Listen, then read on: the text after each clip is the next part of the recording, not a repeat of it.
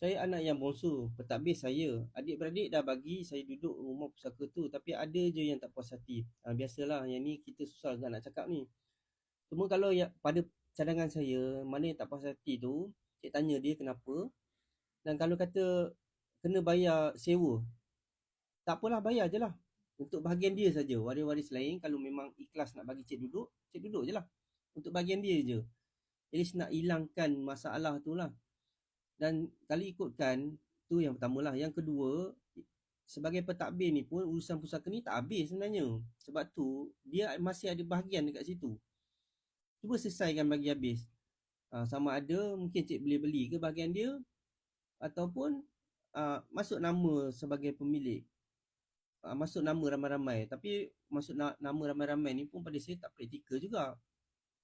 Bincanglah sama ada cik boleh beli rumah tu ataupun macam mana. Kalau tak, memang masalah ni dia akan berpanjangan dan tak selesai. Sebab walau cik dah tahu cik jadi pentadbir, saya ada pengalaman uruskan harta pusaka. Jadi pentadbir ni sampai 20 tahun, 30 tahun.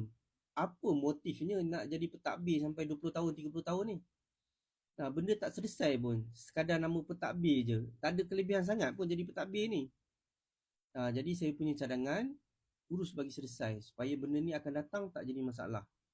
Ini sekadar pendapat. Kalau cik boleh terima dan boleh bincang dengan adik-beradik, terbaiklah. Kalau cik tak boleh terima, tak apalah. Itu pandangan saya saja.